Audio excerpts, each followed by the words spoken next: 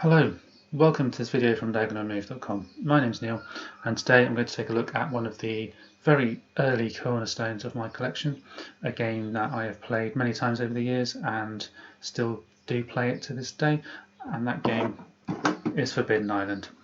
Forbidden Island is a 2 to 4 player cooperative game in which you need to work together to find lost artifacts, lost treasures on an island that has been rigged by its former inhabitants to sink should anyone try to get those treasures. And over the course of the game you will run around, find the different treasures. The island will slowly sink, and you need to get off before it sinks completely. I'll have a quick look at how it plays and then let you know what I think after all this time. Okay, here we have Forbidden Island set up for 2 players. The board is the same configuration each time, however the tiles are placed randomly within that configuration each time you play. A few things to be aware of at the start. Each of these tiles has 2 sides. We have a regular side and a sinking side. Certain tiles, for example this one here, has a pawn symbol, which is indicating the starting position for that particular character. And we have the tiles such as the Coral Palace, which has a treasure symbol on them, and there are 2 of these for each treasure in the game. Okay, we are at the start for the setup. Characters are in their positions, and what we have to do is just unveil the initial tiles that are sinking. Then there are 6 currently, but I only have 5 out just to demonstrate how this works.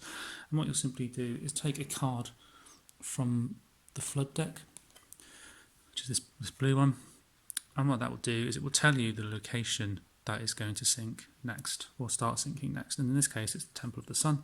And so to complete the setup we flip that tile to its sinking side, place the card in the discard pile for the flood cards.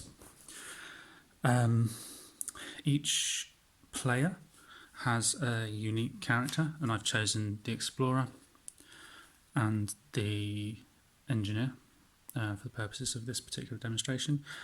And we also take 2 cards from the treasure deck, which is here.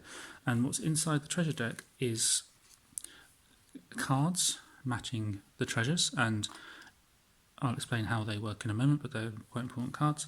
And we also have cards such as this helicopter lift, which gives you a one-off player anytime bonus. So the way the game works is you, on your turn, you take 3 actions, and or up to 3 actions, and those actions are quite simply move. So you can use 1, 2, 3. That would be 3 move actions. You can shore up, which means you flip an adjacent tile to its non-sinking side, and again that is 1 action. And you can also capture a treasure, and the way that works is you would need 4 of these cards on a location that matches the treasure. So for example, if I was on the Cave of Embers and I had 4 of these cards, I could claim that treasure. The final action you can do is, if you're on the same tile as another player, you can actually give a card to that other person and they can place it in their deck. And you can do any combination of those up to the 3 actions. So for example, if I was here, I could shore up and then move 2 spaces. Now the characters do break those rules somewhat with their special abilities. So for example, the Explorer, ordinarily a character cannot move diagonally or shore up diagonally. It's up, down, left and right movement normally. However, in the case of the Explorer, their special ability is that they can move diagonally, or they could shore up diagonally as well. In the case of the Engineer, one action allows them to shore up 2 tiles. However, of course, they do need to be either on the tile or left and right to do that as normal. So rather than one action, one shore up, you can shore up 2 tiles for the same action in that particular case. And there are a total of 6 different characters, each with abilities that do break the standard rules somewhat, and that provides with a unique ability for each of those characters. And you do have the choice of 6, although there will only be a maximum of 4 players playing normally.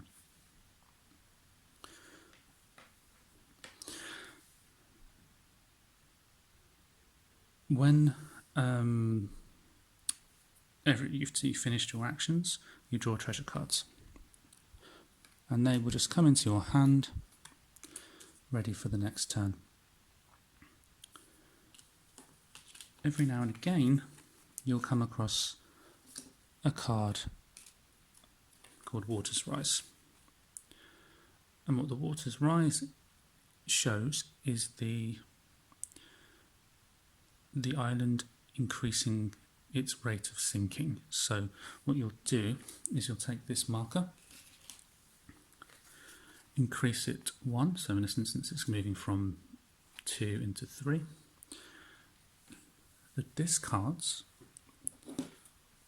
for the flood deck, the cards that you've already played to indicate an island is sinking, will be shuffled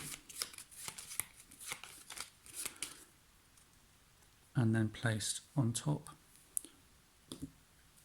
of the flood deck. The Water's Rise card goes into the discard pile for the treasure deck, so it comes back into the game, and then you draw the number of cards from the flood deck as indicated on here. So in this case it's 3.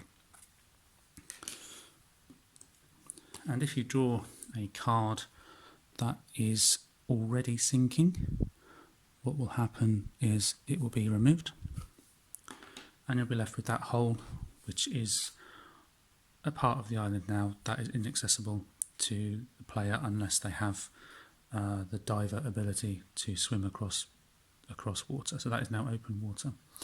If that tile had been shored up and was not sinking, it would flip to its sinking side. And that is the basics of Forbidden Island. So how does a typical turn or two work in Forbidden Island? Well, let's start with the character called the Explorer. He can move and shore up diagonally, which is a very useful special ability. So the first action that I'll take is I will shore up this tile at the Temple of the Sun, which is a treasure location. So that's action 1.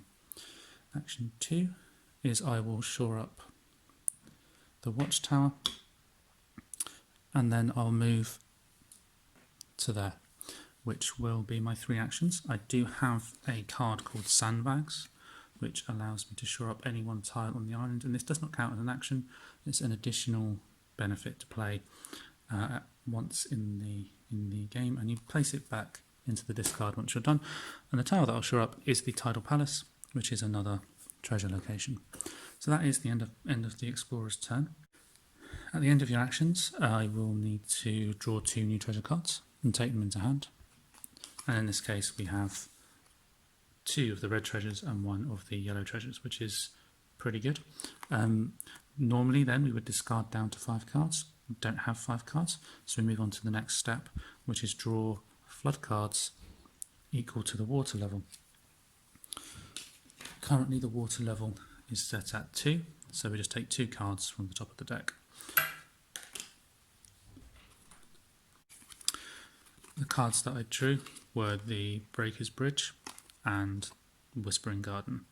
So neither of those at the moment are sinking, so we just flip those over to their sinking side. Whispering Garden and Breaker's Bridge. And now it's the red player's turn. And the red player is the engineer, which allows them to shore up 2 tiles for a single action. And so that's the first thing that I'll do here, is I'll shore up those 2 tiles. That's action number 1.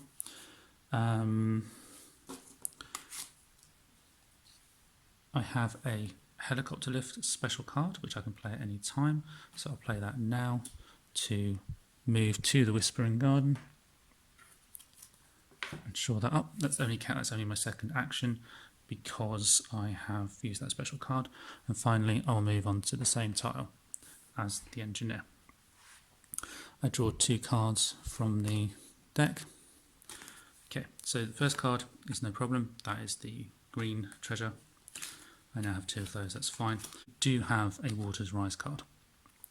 And what we do in that instance, as I mentioned in the overview, we increase the water level. So we're now going to draw 3 cards.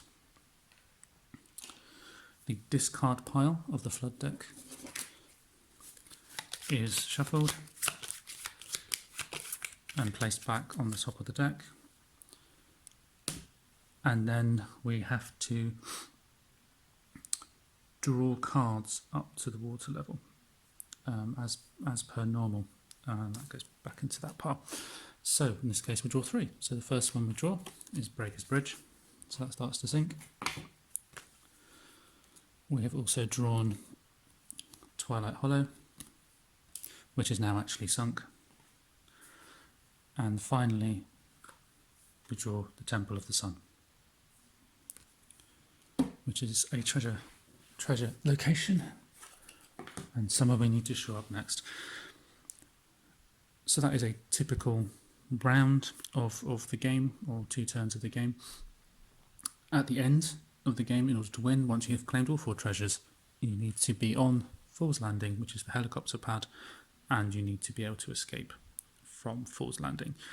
If at any point you lose both treasure locations of a single type, or you are surrounded by a character is surrounded by water and the location they're on sinks and they cannot swim, the game is over.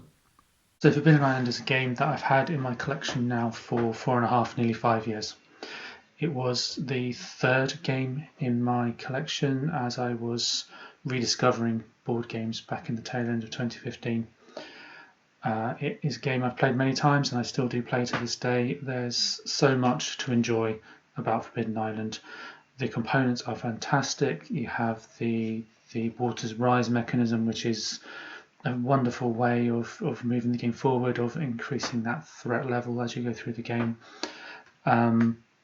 It's the game that first introduced me to multiple actions in a turn. Previously I had only ever played a game where there was perhaps 1 action, and here there were 3 with the option of doing some others with the special use cards. The concept of different characters that change the rules slightly was also introduced to me by this game, and it does it very well in the use of those different roles. They really fit nicely. They tie the mechanics to the theme very nicely.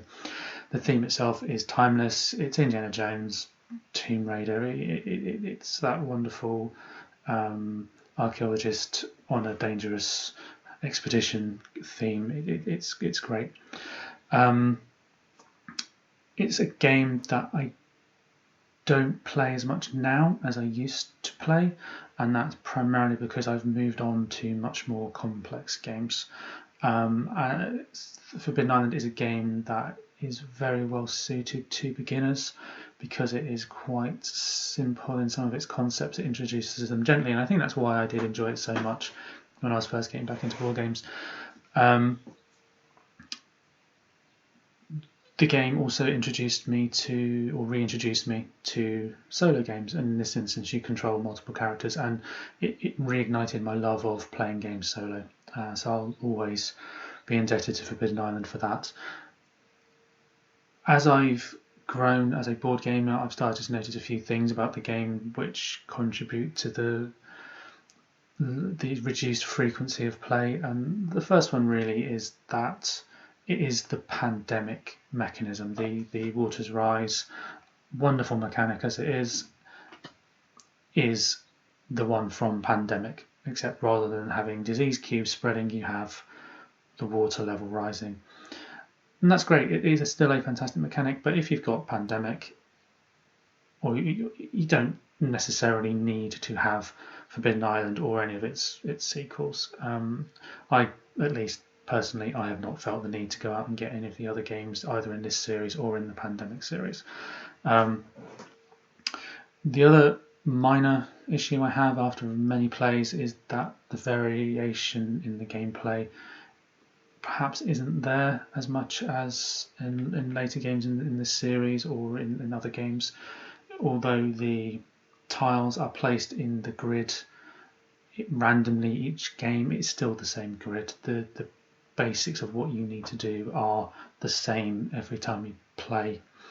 And again, that's fine because it makes it a simpler game for new players, people to pick up. But as you get more experience in the hobby, you do start to look for something a little bit more meaty in terms of variation and variability. Overall, though, Forbidden Island is a fantastic game. Thoroughly recommend it to anyone who's just getting into the hobby, or is looking to introduce people to the hobby, or who just wants a lighter game to play on a board game night. Thank you very much. My name's Neil from the website diagonalmove.com, and I'll see you next time.